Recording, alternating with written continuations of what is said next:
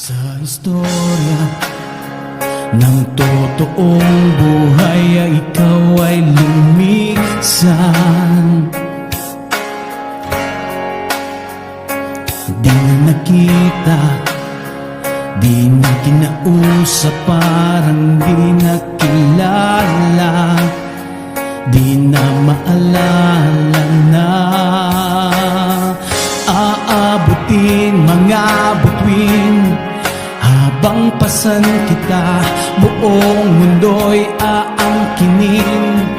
Para sa ating dalawa, hindi ka bibitiw, kahit saan magpunta.